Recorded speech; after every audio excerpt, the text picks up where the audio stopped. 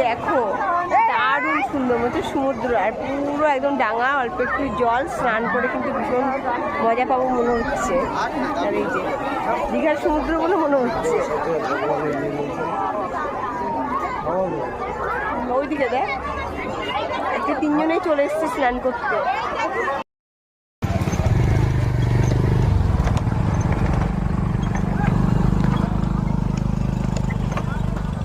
আজকে কোথায় চলে এসেছি দেখো, অন্যদিন তো হচ্ছে পোয়াডাঙ্গায় মুকুন্দনগরে যাই, আজকে চলে এসেছি আমি রানীনগর ঘাটে।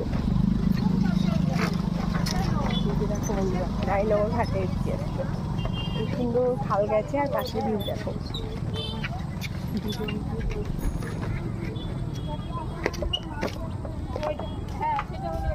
রোদ্দুর আজকে, কিন্তু আশাই হয় না। অনেক বছর আগে এসেছিলাম, তা ঘাটটা চলেন দেখি কেমন। প্রচুর ভিড়।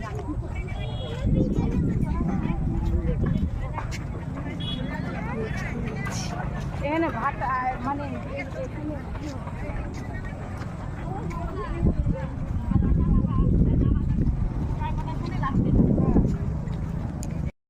দারুণ সুন্দর ভিউ হয়েছে দেখো, পুরো চর পড়ে গেছে মাঝখান দিয়ে। দেখি একটু হেঁটে হেঁটে যাবো এদিকে, পুরো দারুণ দারুণ। ওখানে তো জল অনেক নেমেই, এখানে খুব কম। উল্টো করে ঝাঁপ মারবে না।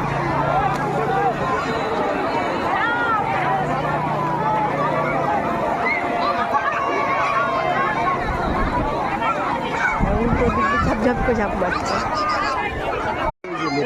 এই সুন্দর ডগিটাও স্নান করছে, দেখেছো বন্ধুরা? তোকে আমরা স্নান করি, ডগিও স্নান করছে। ওই দেখো ডগি নিয়ে, ওই দেখো পাচ্ছি রে, গাড়ি উঠে গেল রে, উঠে গেল। আমার ফোন তো বন্ধ। এখন আর দেখে মনে হচ্ছে না চর বা ডাঙা, পুরো ভোরে একদম দেখো সমান সমান হয়ে গেছে, মনে হচ্ছে কত জল, কিন্তু না। একটু আগে দেখানোর চেষ্টা করেছি, একদম ওখানে বালির চর পড়ে গেছে। এই হচ্ছে মা গঙ্গার খেলা, আর এখন হচ্ছে জোয়ার চলছে সেই কারণে। আর এই যে সাইডে এখান দিয়ে আসছে, রাস্তাটা একটু খারাপ।